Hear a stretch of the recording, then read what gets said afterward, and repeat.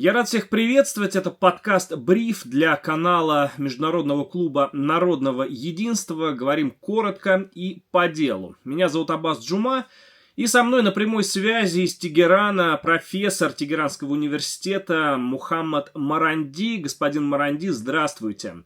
И первый вопрос, который я хотел бы вам задать, касается ситуации в Исламской Республике. Что сейчас происходит в Иране? Успокоились ли протесты или где-то они еще продолжаются?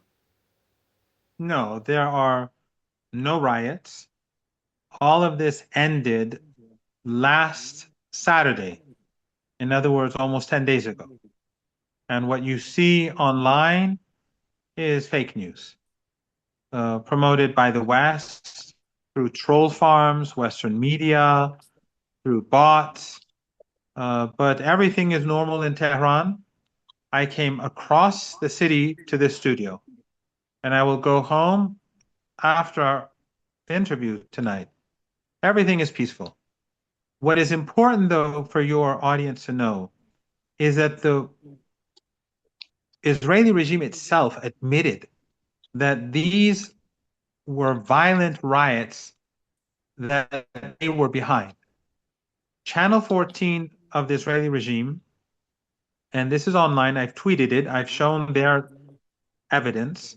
They stated that that weapons were brought into Iran, large amounts of weapons, and that is what by a foreign government, that is what, so they are admitting, Channel 14, and anyone can check my Twitter account, they are admitting that weapons were brought in and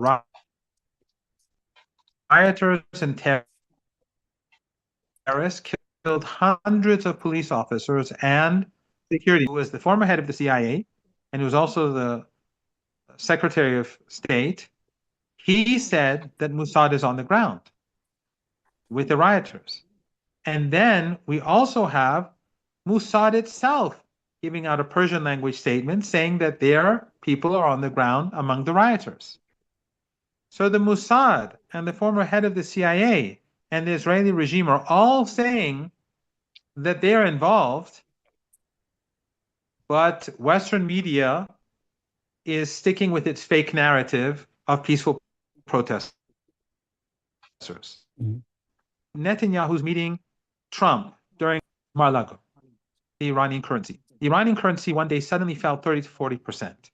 And then we had small protests in Tehran, business people who protested about the currency drop.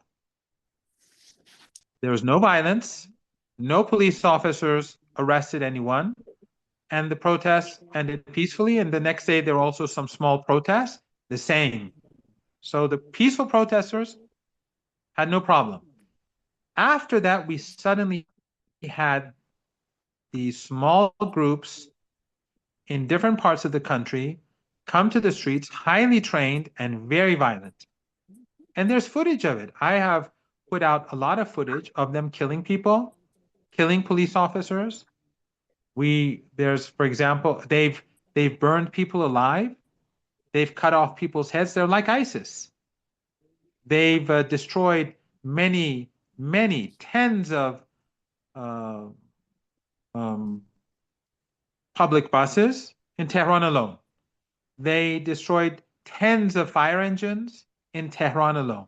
Fire engines. Why did they destroy fire engines? Because they were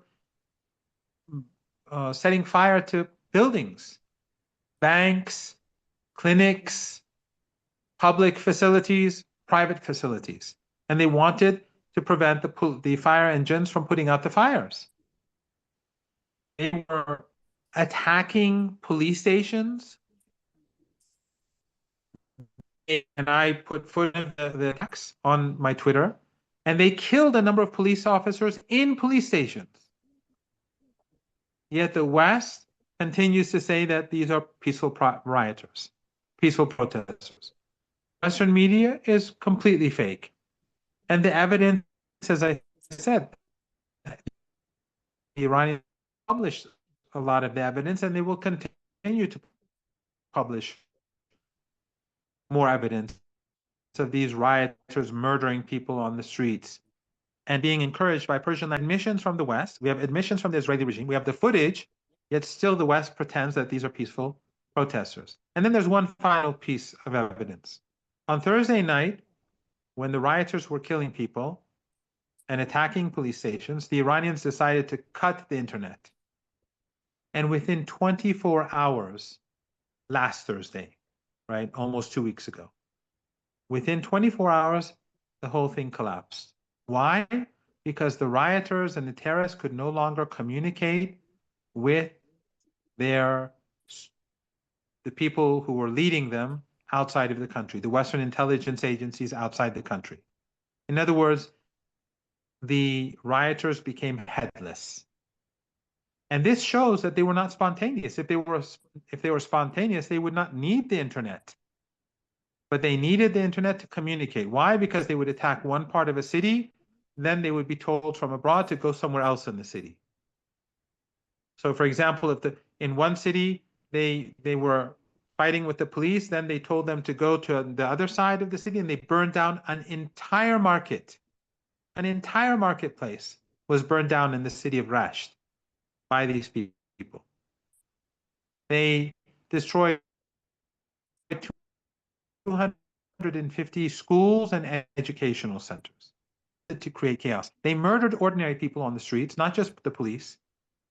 And physicians, including one physician who told me himself that people were shot in the back from close range with pistols.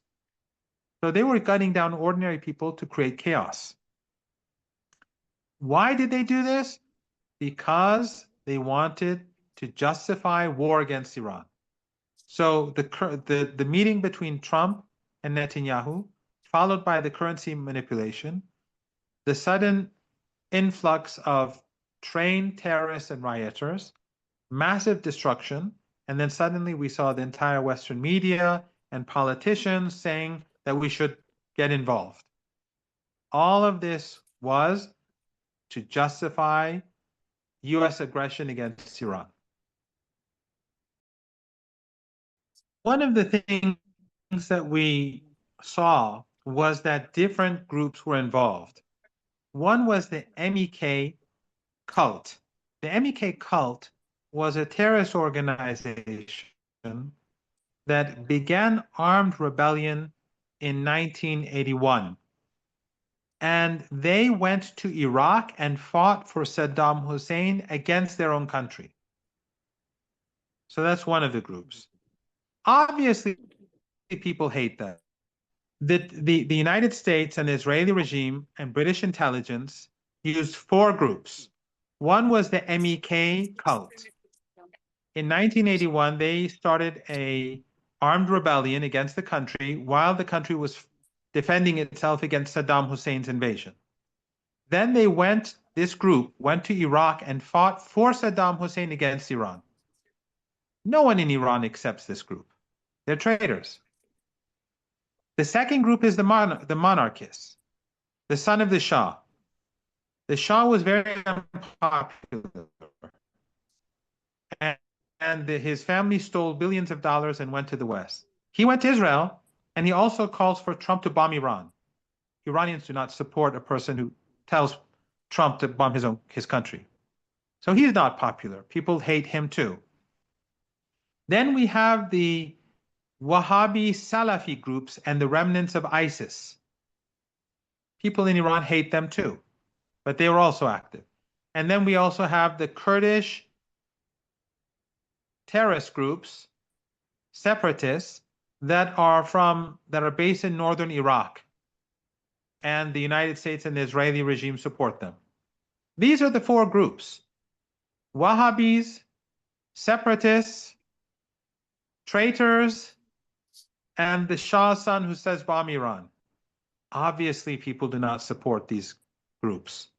And that is why on last Monday, there were rallies across the country. And in Tehran, we had up to 3 million people on the streets supporting the government, the state, and RT was there, CCTV was there, Al Jazeera was there, Turkish media was there, and we had rolling coverage on Iranian television. In every city, they had these rallies simultaneously.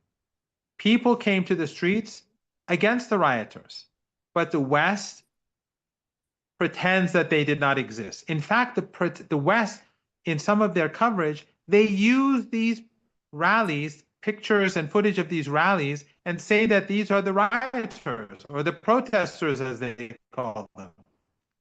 So the Western media, despite the fact that Mossad is claiming credit, despite the fact that the former head of the CIA is claiming that the Mossad is behind it, despite the images of all the terrorist attacks and the violence and the murders and the burning alive of women and men, nurses and others, despite all that, and despite the fact that when the internet was cut, suddenly this all collapsed, Western media is producing this fake narrative.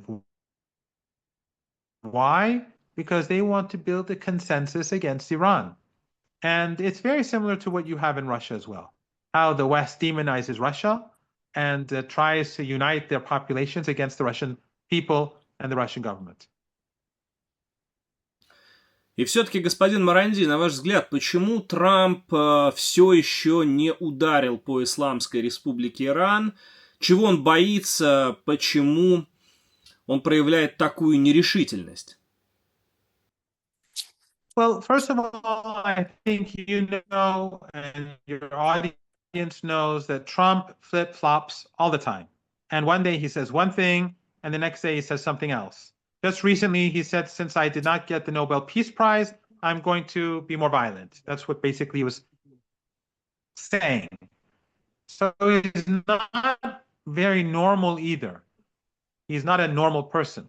I think two things have created fear for Trump. One is the huge protests that came to the street in support of the Islamic Republic, and he saw that the state, the leader, the constitution has massive support. I'm sure he has satellite footage and other evidence to show that the government in Iran is very popular. The state is very popular. Two, I think the Iranians, they've sent him, the US, multiple messages that if they attack Iran, Iran will consider this to be an all-out war.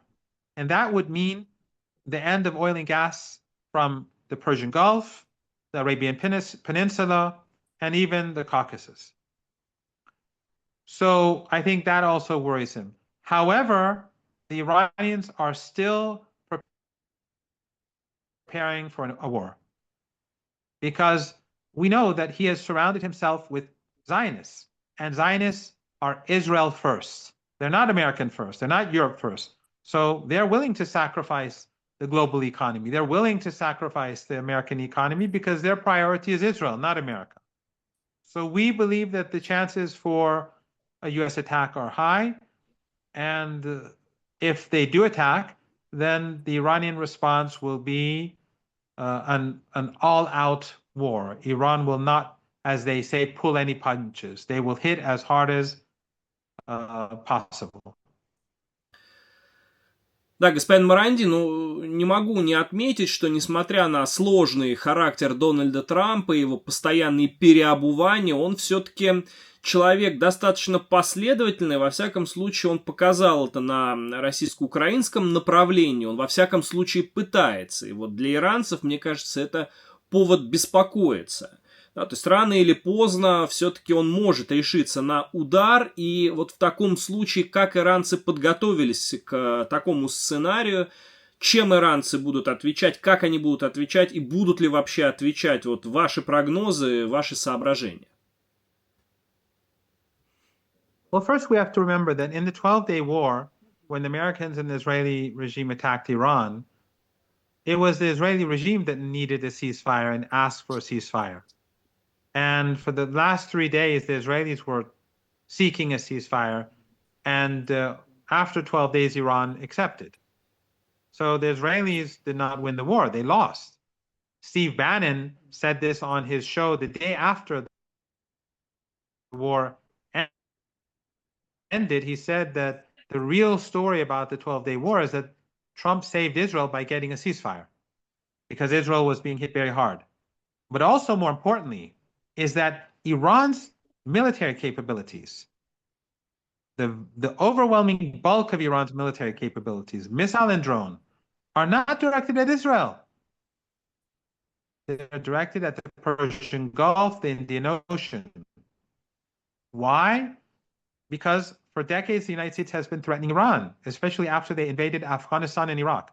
So Iran has countless underground bases full of drones and missiles, with medium and short range drones and missiles, which are much cheaper and much easier to move around. And Iran has many more of them. They're all ready to attack the Persian Gulf. And the Persian Gulf is not very wide. It is not like Palestine, which is well over 1,000 kilometers away. It is very close. So Iran's real capabilities are directed towards the Americans. If the Americans attack Iran, the Iranian response will be devastating. And we are living in a world where the United States does not have the sort of military dominance that it had 30 years ago. The world has changed. The United States its economy is on the decline. Its military is not what it used to be. And Iran is not Iraq. Iran is not Yemen. Iran is not Vietnam. And Iran also has very powerful allies in Yemen. And also we have to keep in mind in Iraq, in the recent elections, Iran's allies won the elections in Iraq. So this will be a very bad situation for the United States if there's war. It will be bad for the world. Let me be clear. War is a bad thing. But this will be a fight for Iran, for survival. And Iran will not pull any punches. It will hit hard. And we all have to keep in mind that the United States is waging all these wars to preserve the empire. An attack on Iran is an attack on Russia. And what they did in Venezuela is an attack on Iran and Russia. And an attack on Russia is an attack on Iran.